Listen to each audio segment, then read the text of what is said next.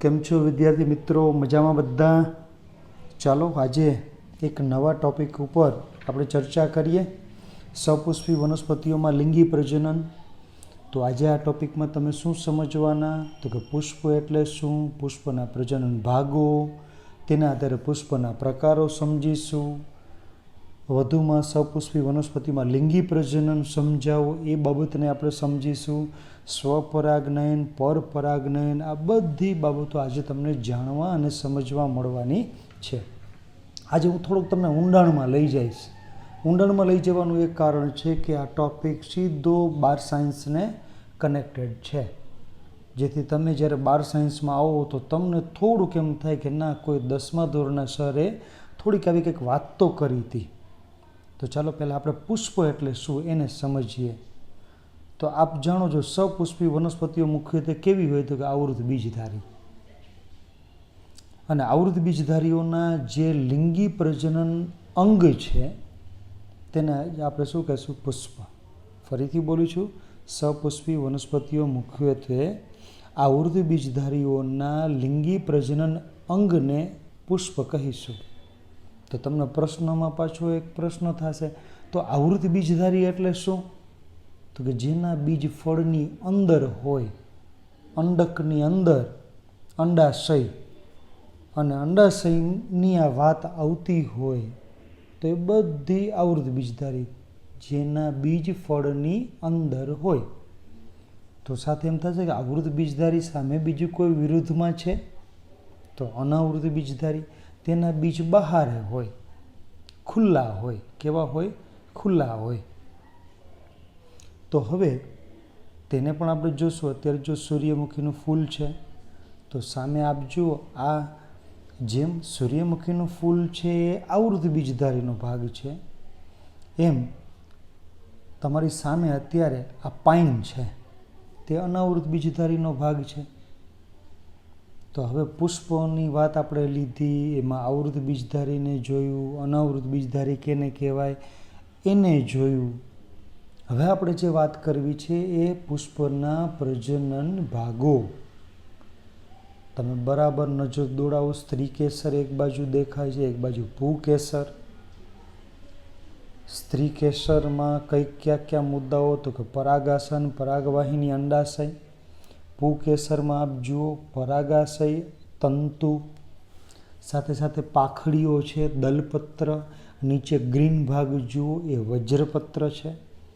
આ બધા પુષ્પના ભાગો છે દોસ્તો. પુષ્પના ભાગો કોઈ પૂછે, પુષ્પના ભાગો ક્યાં? તો જો નીચે ગ્રીન દેખાય એ વજ્રપત્ર છે, બીટ કલર જેવું જે તમને દેખાય છે એ દલપત્ર, પાંખડી છે. પુંકેસર એ પરાગાસન એ તંતુનો ભાગ આવી ગયો. સ્ત્રીકેસરમાં તન ભાગ આવી ગયા, પરાગાસન, પરાગવાહિની અને અંડાશય. હવે આપણે એક પછી એક મુદ્દાને લેતા જાય. એક જાણે જાસૂદનું ફૂલ ખુલ્લું કરીને રાખી દીધું હોય, અને જો આના બધા અલગ અલગ પ્રકારના ભાગો છે. એમાં પુંકેસરે છે, સ્ત્રીકેસરે છે, એના પાંદડા હોય છે, એની નળી હોય છે, અને પાંદડીઓ પણ છે. બધું તમને અત્યારે દેખાઈ રહ્યું છે. હવે આ બધા મુદ્દાઓની અંદર પુંકેસર અને સ્ત્રીકેસર આ બે અગત્યના પ્રજનન અંગ છે. આપણે જે તમને યલો ભાગ જોવા મળે છે, જે તમને યલો ભાગ જોવા મળે છે, જુઓ. આ ભાગ છે એ આપણા માટે શું છે? પુંકેસર. સાથે સાથે આપ જોઈ શકો છો કે અહીં ગ્રીન ભાગ છે એ સ્ત્રીકેસર છે, જેના તન ભાગ હમણાં જ આપણે વાત કરી. અને પુંકેસર એના મુખ્ય બે ભાગ છે. બે ભાગમાં આપણે એક તંતુ કીધું, એક શું આપણે કીધો ભાગ? તંતુનો.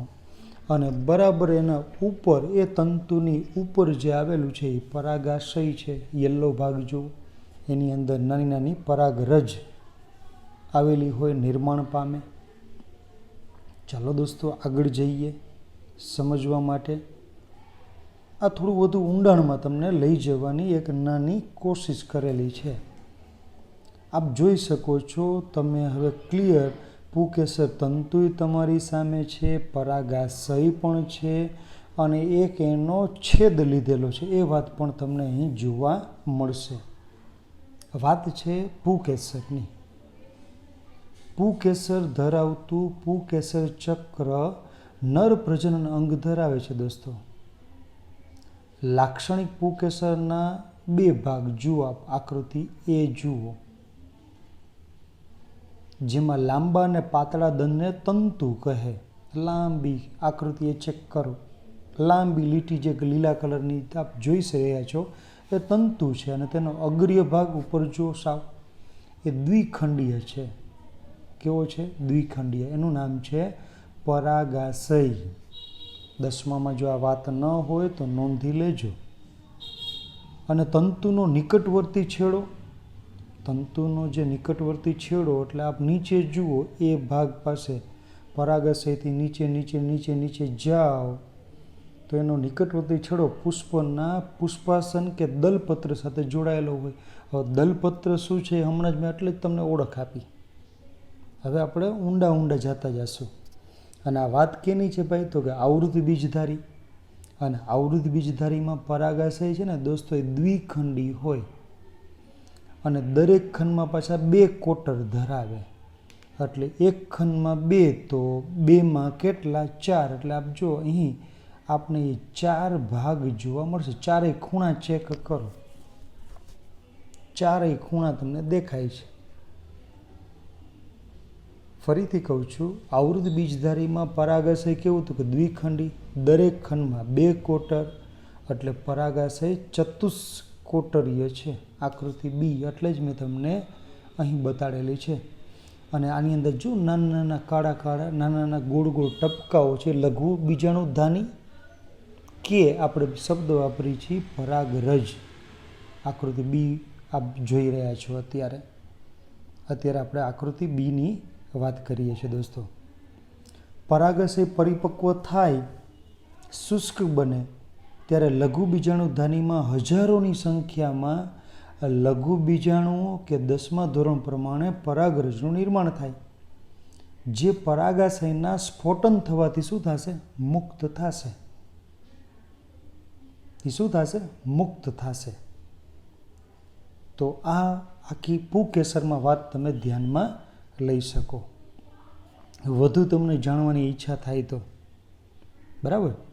આપ જુઓ, અત્યારે આપણે 2 ભાગ તમને બતાડ્યા, પુંકેસર અને સ્ત્રીકેસર. ઉપરનો ભાગ છે એ પુંકેસર, નીચેના ભાગમાં સ્ત્રીકેસર. જો મેલ રિપ્રોડક્ટિવ પાર્ટ અને ફિમેલ રિપ્રોડક્ટિવ પાર્ટ જોઈ રહ્યા છો આપ. એમાં મહત્વના પ્રજનન અંગ તરીકે પુંકેસર અને સ્ત્રીકેસર તમને હું અત્યારે બતાડી રહ્યો છું.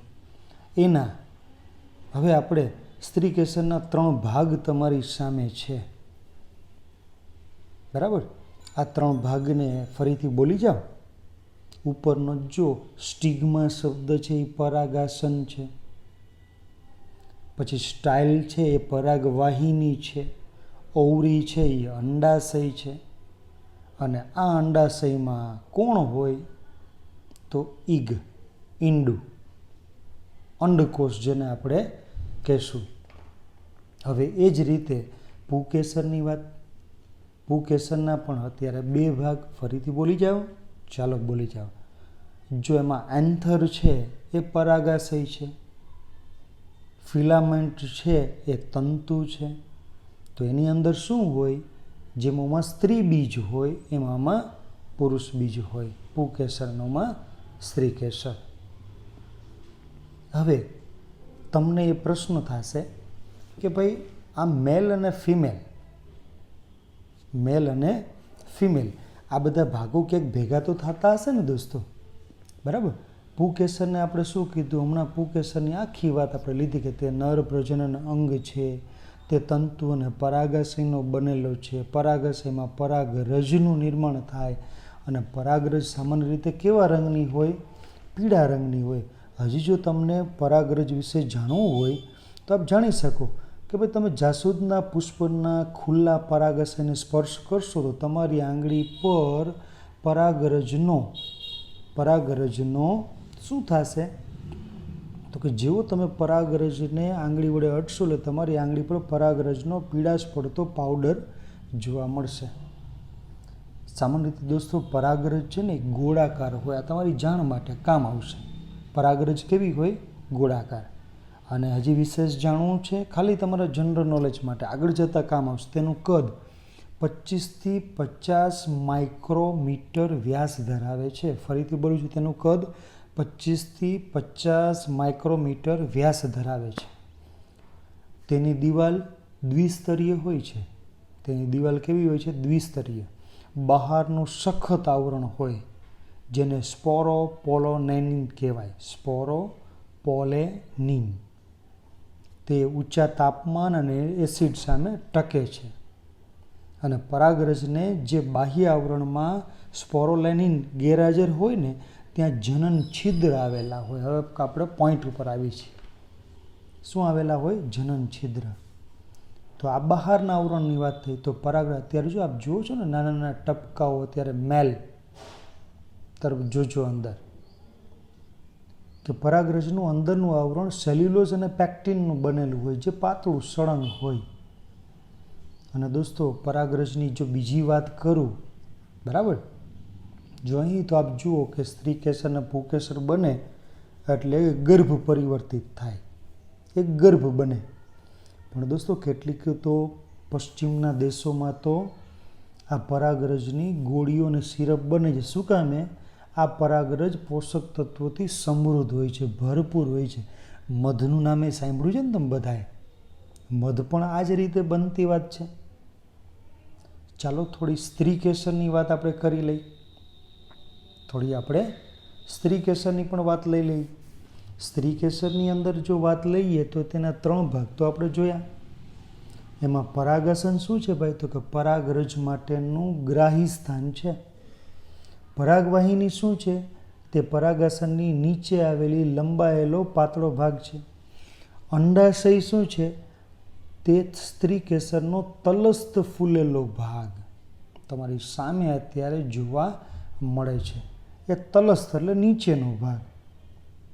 અને જેમ સ્ત્રી પ્રજનન તંત્રમાં કેમ ગર્ભનું નિર્માણ થાય એમ જરાયું બને, એમ આના પોલાણમાં પણ જરાયું હોય છે જેમાં ઘણા બધા અંડકો આવેલા છે. આપ જોઈ શકો છો અત્યારે સ્લાઇડમાં. હવે તમને પ્રશ્ન થશે, ચાલો સ્ત્રી કેસરની વાત આપણે લીધી, પુંકેસર વાત કરી, સ્ત્રી કેસરની વાત કરી. હવે પ્રજનન ભાગોના આધારે પુષ્પના પ્રકારની થોડી વાત લઈ લઈ. તો આ પુષ્પના પ્રકાર 2 થાય. એકલિંગી પુષ્પ. તો તમને પ્રશ્ન થશે એકલિંગી પુષ્પ એટલે શું? જ્યારે પુષ્પ પુંકેસર અથવા સ્ત્રી કેસર ધરાવતું હોય, બેમાંથી એક, તેને આપણે એકલિંગી પુષ્પ કહેશું. તમારી સામે અત્યારે પપૈયું છે, એકલિંગી પુષ્પ ધરાવે. આ તરબૂચ છે, એકલિંગી પુષ્પ ધરાવે. તો હવે વાત આવે છે દ્વિલિંગી, જેને ઉભયલિંગી પણ કહેવાય. તો તમને પ્રશ્ન થશે કે ભાઈ ઉભયલિંગી એટલે શું? જ્યારે પુષ્પ પુંકેસર અને સ્ત્રી કેસર બંને ભાગ ધરાવતું હોય ત્યારે તેને દ્વિલિંગી પુષ્પ કહેશું. તમારી સામે જાસૂદ પણ છે, દેખાઈ રહ્યું છે. આ છે એ ધતુરો છે, શ્રાવણ મહિનામાં શંકર ભગવાનને ચડાવાય છે. એનું પણ ઘણું બધું મહત્ત્વ છે. એનું ફળ પણ છે, એનું પણ મહત્ત્વ છે, ઔષધીય મૂલ્ય ધરાવે છે. અને રાઈ, આ બધા દ્વિલિંગી છે દોસ્તો. તો અત્યારે જે આપણે આ ટૉપિક પૂરા કર્યા, અને વિશેષમાં જે ટૉપિક પૂરા કર્યા, તો જો હજી તમારી સામે મેં મૂકેલા છે એકલિંગી પુષ્પ. ઉપરના છે એ બધા એકલિંગી છે અને નીચેના બધા છે એ બધા દ્વિલિંગી છે. હવે આપણે પ્રશ્ન થાય, સપુષ્પી વનસ્પતિમાં લિંગી પ્રજનન સમજાવવાની જો વાત થતી હોય તો પહેલાં આપણે એની આકૃતિ સરસ મજાની દોરતા આવડી જવી જોઈએ. દોસ્તો સપુષ્પી વનસ્પતિમાં લિંગી પ્રજનનમાં આપને બધાને હવે ખ્યાલ આવી ગયો કે હવે આ આકૃતિને આધારે હું ધીમે ધીમે તમને આગળ વાત કરીશ. કે પુંકેસરના પરાગાશયમાં પરાગરજ ઉત્પન્ન થાય. આપ જોઈ શકો છો ઉપર આકૃતિના ઉપરના ભાગમાં પરાગરજ તમને જોવા મળે છે. અને અંડાશયના અંડકમાં માદાજન્ય ઉત્પન્ન થાય. આપ અંડાશય પણ જોઈ શકો છો, નીચેનો ભાગ પહોળો. બરાબર. હવે આને સમજતા પહેલાં આપણે પરાગનયન, મિત્રો મેં તમને હમણાં જ કીધું હતું કે અહીં આપ તફાવત પણ એક જાણી શકશો. સ્વપરાગનયન અને પરપરાગનયન કોને કહીશું? સેલ્ફ પોલિનેશન સ્વપરાગનયન, અને બીજું છે ક્રોસ પોલિનેશન પરપરાગનયન. તો તમને એમ તો થાય ને કે સેલ્ફ અને ક્રોસ તો સેમ જાય. સેલ્ફ એટલે સ્વ અને ક્રોસ એટલે પર, પણ પરાગનયન એટલે શું? તો આપણે અત્યારે પહેલાં પરાગનયનની વ્યાખ્યા સમજી લઈએ. જો પુંકેસરના પરાગાશયમાંથી, એટલા માટે તમારે ફરીથી આકૃતિ જોવી પડશે. પુંકેસરના પરાગાશયમાંથી પરાગરજની તેજ પુષ્પના, જોજો તેજ પુષ્પના, એટલે આ એને પુષ્પની વાત, તેજ પુષ્પના કે અન્ય પુષ્પના, જો આ બીજા પડખેવાળા પાડોશીના પુષ્પમાં, જોજો સમજી લેજો. ફરીથી બોલું છું, પહેલી આકૃતિ ફરી રિપીટ કરું છું. પુંકેસરના પરાગાશયમાંથી પરાગરજની, એટલે ઉપર જો પરાગરજ, એ તેજ પુષ્પના, એને પુષ્પની વાત, સેલ્ફ, કે અન્ય પુષ્પના, અન્ય એટલે ક્રોસ, અન્ય પુષ્પના સ્ત્રી કેસરના પરાગાશય સુધી અથવા પરાગાસન સુધી સ્થળાંતર થવાની ક્રિયાને પરાગનયન કહીશું. વ્યાખ્યા ફરીથી બોલી જાઉં. પુંકેસરના પરાગાશયમાંથી પરાગરજની તેજ પુષ્પના કે અન્ય પુષ્પના સ્ત્રી કેસરના પરાગાસન સુધી સ્થળાંતર થવાની ક્રિયાને શું કહેશું? પરાગનયન. તો આ પરાગનયનના બે પ્રકાર.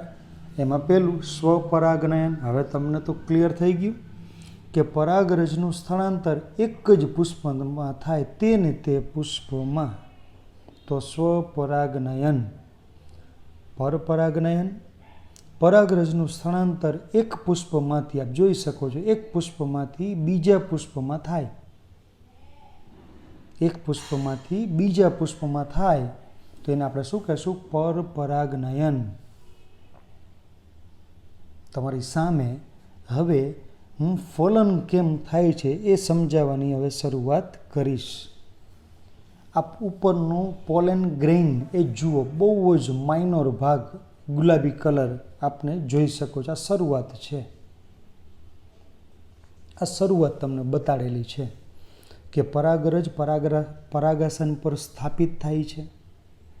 હવે સ્થાપિત તો થઈ ગઈ, પછી તો બીજી આકૃતિ જોઈ, થોડો વધારો થયો.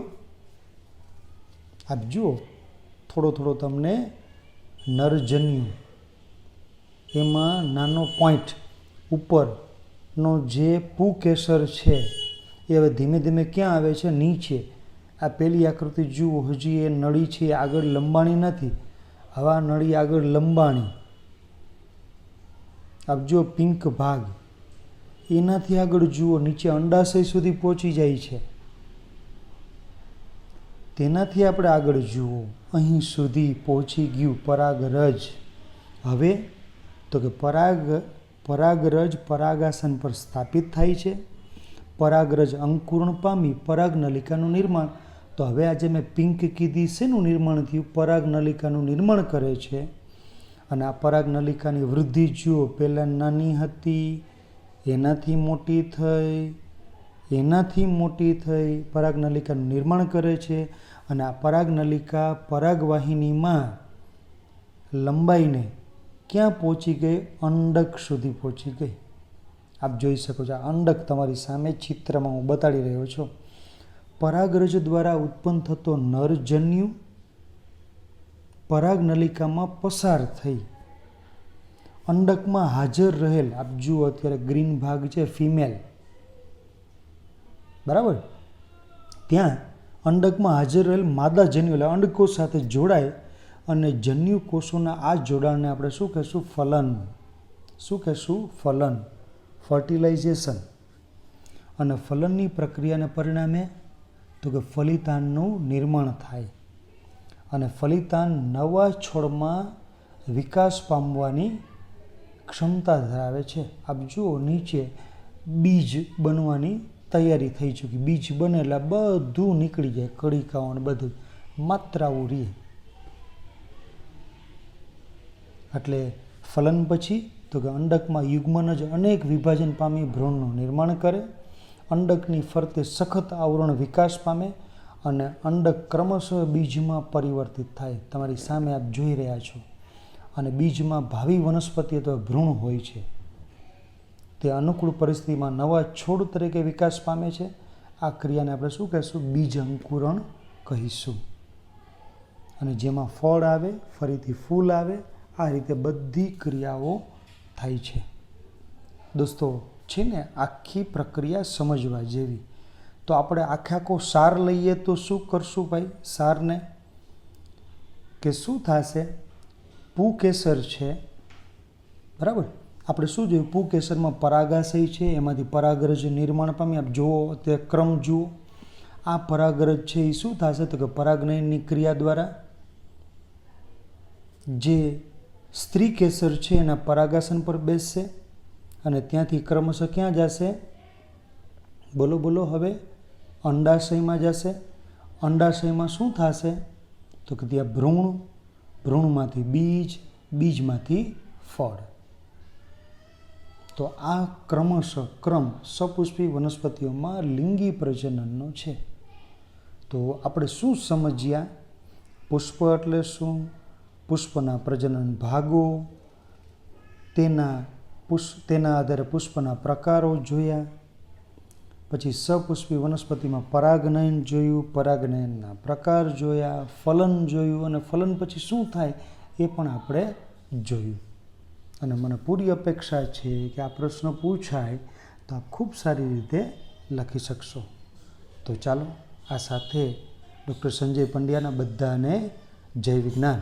અને જો તમને જય વિજ્ઞાન કહેવાનું મન થાય તો કોમેન્ટમાં, જો ગમે તો યુટ્યુબની ચેનલમાં કોમેન્ટમાં જય વિજ્ઞાન જરૂર કહેજો.